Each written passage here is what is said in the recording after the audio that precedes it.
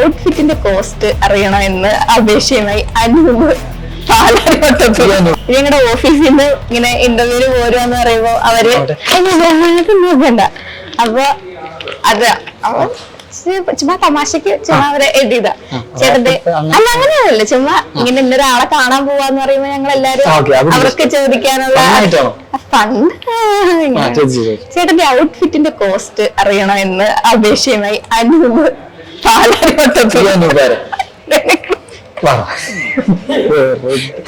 നിന്റെ സമ്മതത്തോട് കൂടിയാണോ ഇത് ചെയ്തത്? സീരിയസ്ലി നിന്റെ സത്യം പറയണം. സമ്മതത്തോട്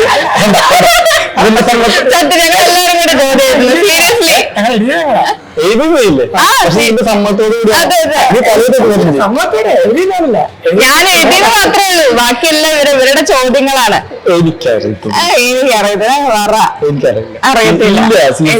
ഡ്രസ് കാണുന്നു, നമുക്ക് ഇഷ്ടപ്പെടുന്നു, എടുക്കണം. എന്തായാലും വലിയ പൈസ ഒന്നും വരില്ല.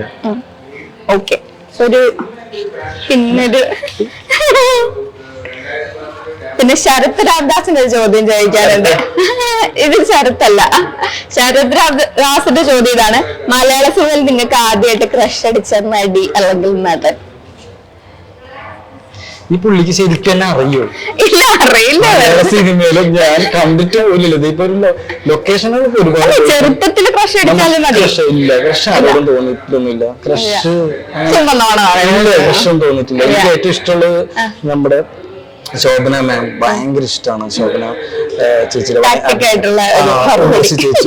ചേച്ചി ഞാൻ നേരിട്ട് കണ്ടിട്ടുണ്ട്, സംസാരിച്ചിട്ടുണ്ട്. ചേച്ചിയിലൊക്കെ ഈ ഭയങ്കരല്ലേ, ഒരു ഭയങ്കര സ്കില്ലല്ലേ. ഇപ്പൊ ഇത് ഈ സിനിമയിലോട്ട് വന്നതിന് ശേഷം ഈ ഫേവറേറ്റ് ആക്ടേഴ്സിനൊക്കെ കാണാൻ ഇടപഴകാനൊക്കെ ഒരു അവസരം കിട്ടിയിട്ടുണ്ടോ അങ്ങനെ ആരെങ്കിലും ആയിട്ട്?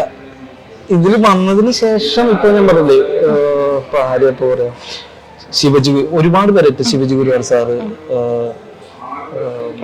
വിനോദേട്ടൻ, പിന്നെ ആരാ, ഒരുപാട് അങ്ങനെ ജോജി ചേട്ടനെ കണ്ടിട്ടുണ്ട്. അങ്ങനെ ഉണ്ട്. അല്ലാതെ ലാലേട്ടൻ ലൂസിഫറിൽ ഞാൻ ജൂനിയർ ആർട്ടിസ്റ്റ് ആയിട്ട് പോയിട്ടുണ്ട്. അതിലൊക്കെ ഉണ്ട് ചെറിയ, അതായത് ആദ്യം മരിച്ചിട്ട് രാംദാസ് മരിച്ചിട്ട് മഞ്ജു ചേച്ചി വരുമല്ലോ, അപ്പൊ അതിന്റെ മറ്റേ ക്യാമറ ഒക്കെ പിടിച്ചിട്ട് ഓടുന്നുണ്ട്. ചെറിയ എനിക്ക് എന്റെ അമ്മയ്ക്ക് മാത്രം തിരിച്ചറിയില്ല. അങ്ങനെ കഴിഞ്ഞു. അപ്പൊ അങ്ങനെ ലാലേട്ടനുണ്ട്, മമ്മൂട്ടി സാറാണ്, നമുക്ക് എല്ലാവരും കണ്ടിട്ടുണ്ട്. ഇനിയിപ്പോ ഇതിൽ വന്നതിന് ശേഷം ഇല്ല. ഇനിയിപ്പോ ഇങ്ങനെ ആരാധിച്ചിരുന്ന ഭാഗത്തുനിന്ന് സ്വയം ഒരു ആരാധിക്കപ്പെടുന്ന ഒരാളായി മാറും എന്നൊക്കെ ആഗ്രഹിക്കുന്നുണ്ട്, അല്ലെങ്കിൽ ആകുമെന്ന് പ്രതീക്ഷിക്കുന്നുണ്ട്. അതായത് ഇപ്പൊ നമ്മള് ഈ നടന്മാരെയൊക്കെ ആരാധിച്ചിരുന്ന ഒരു ആളാണല്ലോ, അപ്പൊ ആ ഇടത്തുനിന്ന് നമ്മളെ ആരാധിക്കുന്ന രീതിയിലേക്ക് നമ്മൾ വളരാൻ പോവാണ്, അങ്ങനെയൊക്കെ തോന്നുന്നുണ്ടോ? ലൈക്ക് വളരുമെന്നൊക്കെ. ആക്ടിങ് പഠിക്കണം. ഞാൻ പറഞ്ഞില്ലേ, ആക്ടിങ് പഠിക്കണമെങ്കിൽ ആക്ട് തന്നെ ചെയ്യണം. അത് ആക്ട് ചെയ്യുമ്പോൾ നമ്മളതിൽ ഒരുപാട് സീനിയറായ ആൾക്കാരോട് ചെയ്യാൻ പറ്റിയ ഭയങ്കര ഭാഗ്യം. കാരണം പെട്ടെന്ന് നമുക്ക് പഠിക്കാൻ പറ്റും. കാരണം അവരൊക്കെ പറഞ്ഞു തരുന്ന കാര്യങ്ങളും അവരോട് ഇടപഴകുമ്പോൾ നമുക്ക് കുറെ കിട്ടും, തിരുത്തപ്പെടും നമ്മ. അവിടെ ഇങ്ങനെയല്ല അങ്ങനെ. പിന്നെ നല്ല ഡയറക്ടേഴ്സിന്റെ കൂടെ ചെയ്യുമ്പോൾ അവർ പറയുന്നത് അതാ മറ്റേല് ചെയ്താണ്, ഇങ്ങനെയാണ്, അങ്ങനെയാണ്.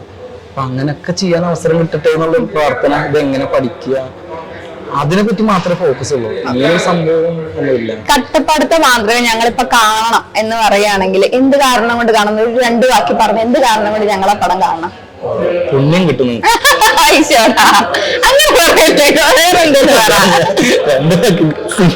അന്ന് 4 വാക്കി പറഞ്ഞോ, അന്ന് 5 വാക്കായാലും കുഴപ്പമില്ല. നല്ല ഒരു നാട്ടിൻപുറത്തെ ഒരു സ്റ്റോറിയാണ്. അതിൻ്റെതായ ഒരു നിഷ്കളങ്കത അതില് അഭിനയിച്ച കഥാപാത്രങ്ങൾക്ക് എല്ലാവർക്കും ഉണ്ട്, ആ സ്റ്റോറിയിലും ഉണ്ട്. എല്ലാരും സംഭവം അതിലുണ്ട്. ഒരു നാട്ടിൻപുറത്തിന്റെ ഒരു നിഷ്കളങ്കതയുണ്ട്. പിന്നെ എന്തുകൊണ്ട് കാണണമെന്ന് പറഞ്ഞ അതിനൊന്നും മറുപടി എനിക്ക് അറിഞ്ഞൂടോ. കാണാം പ്ലീസ്. പുണ്യം കിട്ടും. അങ്ങനെ പറയല്ലേ.